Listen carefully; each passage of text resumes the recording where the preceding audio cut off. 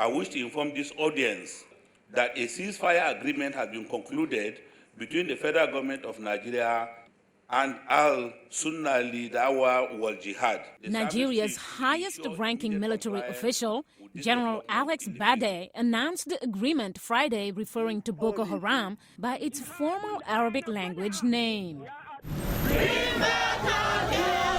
This week marks 6 months since some 270 girls were kidnapped by the Islamist militant group. Leo Kayan, the chief of the Hausa service at VOA, says a man named Danladi Ahmadu, who calls himself the Secretary General of Boko Haram, told Voice of America that the ceasefire talks included discussions on the release of the girls. The girls are living very well. They're feeding very well. We asked him if they were not being abused. He said no. He confirmed that they were split into groups, but that they would be reassembled when it's time to bring them back. But that they were going to hand them over only to the president of Chad and nobody else. The talks reportedly involved Chadian President Idriss Déby and high-level officials from Cameroon. The Chadian government has been in league with other countries of West Africa trying to form a frontier force that would tackle this issue of Boko Haram. So if Déby begins to win his negotiation wars with Boko Haram, why should any country resist that? Kweku Nwama, senior fellow at the Center for Conflict Resolution at Salisbury University in Maryland, is skeptical.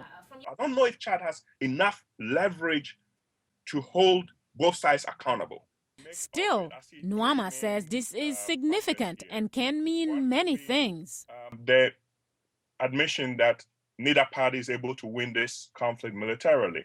It means that maybe there's some type of a stalemate. When people agree to a ceasefire, they could either be preparing to end the conflict, they could be getting ready to rearm themselves. Although the ceasefire is a good first start, Nwama says many questions remain and a lot depends on what happens at the next meetings in Chad's capital, N'Djamena. Does the Nigerian government have to give up something in order to secure the release of the girls?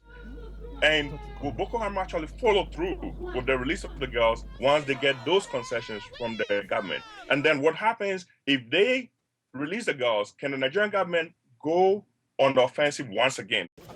This is an election year for President Goodluck Jonathan, who's been criticized at home and abroad for his slow response to the kidnapping and for the inability of Nigerian troops to quell Boko Haram violence, seen as the biggest security threat to Africa's top economy.